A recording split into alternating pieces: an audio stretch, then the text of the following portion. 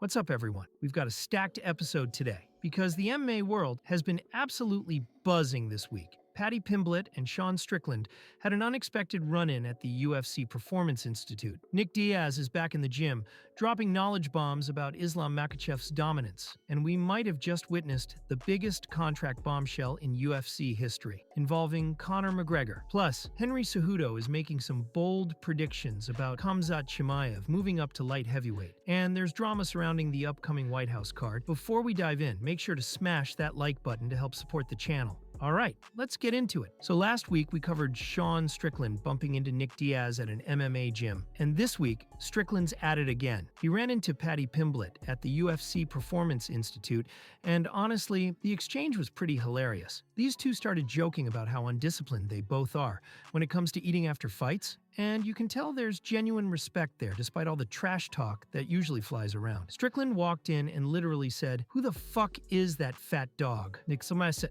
when he saw Paddy, and Pimblett fired right back. They got to talking about weight, and Paddy mentioned he's dropped about 18 pounds since they sparred together, but he's still got another 18 to go. Strickland wasn't far behind, saying he lost around 30 pounds from his heaviest. At one point, Strickland was walking around at 200 pounds, which is wild when you consider these guys fight at much lower weight classes. But here's the thing that stood out to me. Strickland told Paddy he's always tuning into his live streams, watching him with his kids, and it genuinely makes him happy. That's a side of Strickland we don't see too often. The guy's known for being brutally honest and sometimes controversial. But moments like this show there's more layers to him than people realize. It's refreshing to see fighters who talk endless trash actually respect each other behind the scenes. Speaking of gym sessions, Nick Diaz is officially back training, and he's not holding back on his analysis of current fighters. During one of his recent classes, Nick was working on bottom escapes with Jake Shields, and afterwards, he went off on a tangent about Dricus du Plessis and his fight against Islam Makhachev. And let me tell you, Nick did not pull any punches with his critique. Nick was watching the Islam versus du Plessis fight, and he was clearly frustrated watching it. He straight up said he doesn't feel sorry for du Plessis because the guy needs to learn how to get up from bottom position. Nick's point was that du Plessis went into a title fight against one of the best fighters in the world without understanding the fundamental escapes you need when someone's controlling you on the ground. Here's where it gets technical. Nick explained that the knee is the leverage point you need to use to break someone's control when they're passing your guard. He said you systematically break their position by getting your knee in, and then you work your arm underneath. Nick watched 5 full rounds of du Plessis failing to execute these basic techniques, and you could hear the frustration in his voice. He even said, "Islam isn't going to pass your guard and immediately tap you out. Islam's going to maintain control and grind you down," which is exactly what happened. What makes this analysis interesting is that Nick's coming from a place of deep knowledge.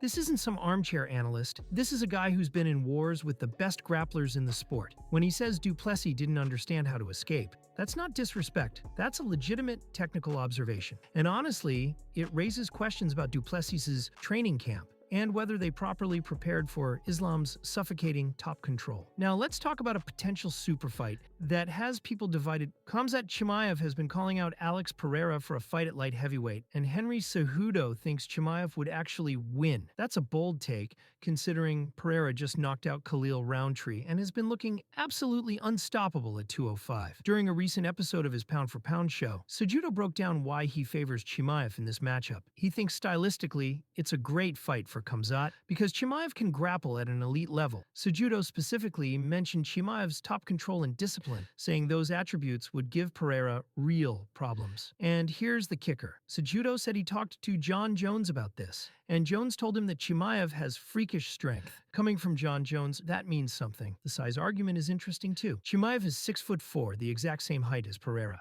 So you're not dealing with a smaller guy trying to move up and grapple a giant. They're the same size, but Chimaev brings high-level wrestling and grappling that Pereira hasn't really faced at light heavyweight. Cejudo doesn't think Chimaev is dumb enough to stand and trade with Pereira. He knows where his advantages are, and he's going to drag that fight to the mat. The problem is, Chimaev hasn't even defended his middleweight title yet, and Pereira has been campaigning for a John Jones fight, not a Chimaev fight. So while this matchup is fun to talk about, it doesn't seem like it's happening next.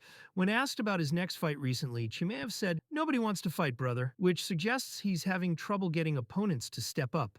All right, here's where things get political and complicated. The UFC is planning a historic event at the White House on June 14th, and everyone's been speculating about how stacked the card will be. But according to Merab Dvalishvili, there's a major restriction that's going to affect the lineup. Russian fighters are reportedly not allowed to compete on this card, and if that's accurate, it rules out some of the biggest names in the sport. TMZ Sports caught up with John Anik, and he was asked what fights he'd book for the White House card. Anik said he thinks the heavyweight championship makes the most sense, Tom Aspinall versus Cyril Gane for a rematch. He also mentioned a lot of fans want John Jones versus Alex Pereira, but it remains to be seen if that fight actually happens. For the co-main event, Anik suggested Petr Yan versus Merab Dvalishvili for the bantamweight title, which would be an absolute war. But here's the problem. Merab recently told MMA Pros Pick that the UFC specifically told him their fight won't happen at the White House because Yan is Russian, and that makes it impossible. If this restriction applies to all fighters from Russia and its regions, that's a massive blow to the card. We're talking about Islam Makhachev,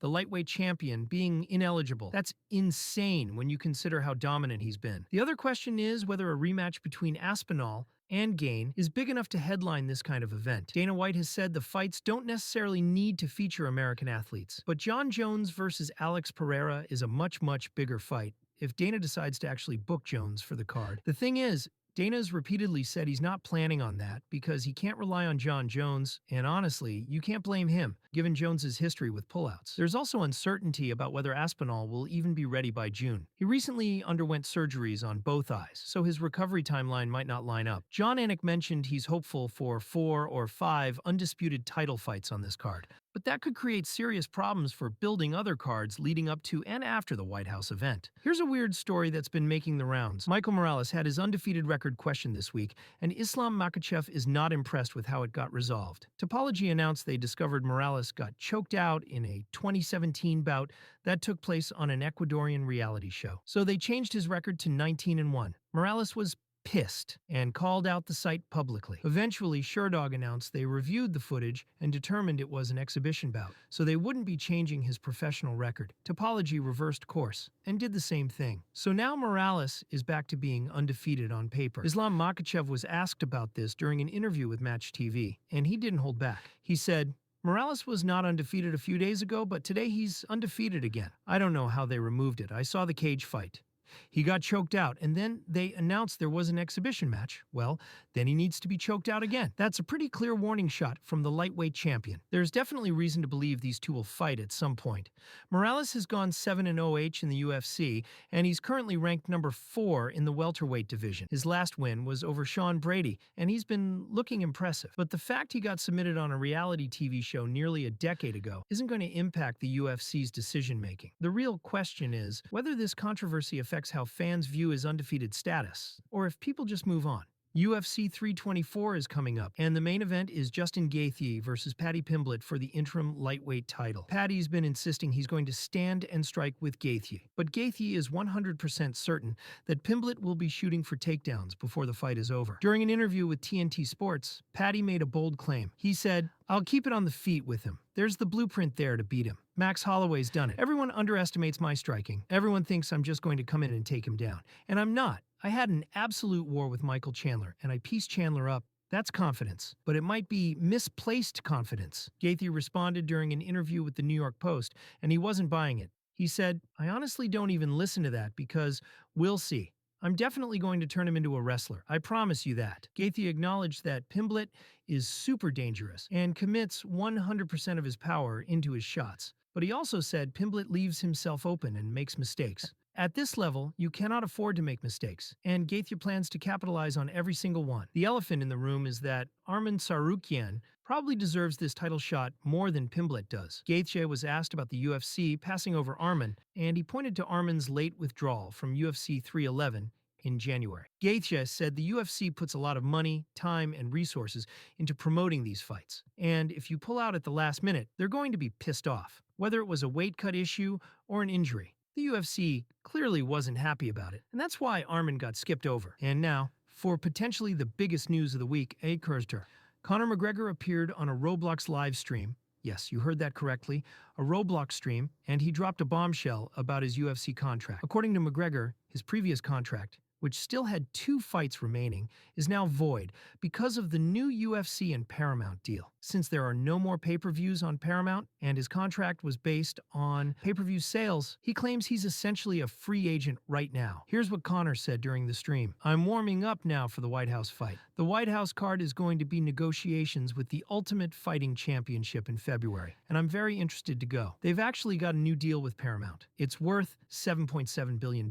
So the company has quadrupled its profit, and my contract essentially is void right now because there's no more pay-per-view. My contract was based on pay-per-view sales. I'm the highest generating pay-per-view fighter of all time. The pay-per-view system is done. I'm due a new contract. If what McGregor is saying is accurate, this changes everything." He mentioned he's going into negotiations in February, and he's focused on controlling what he can control, which is his training. He said he's living in the gym, focusing on his health and rest, listening to his coaches, and following the game plan. He also said external noise doesn't affect him, and he's showing his kids and his team what it takes to compete at the highest level. Now, could this explain why Dana White shut down the McGregor versus Michael Chandler fight for the White House card?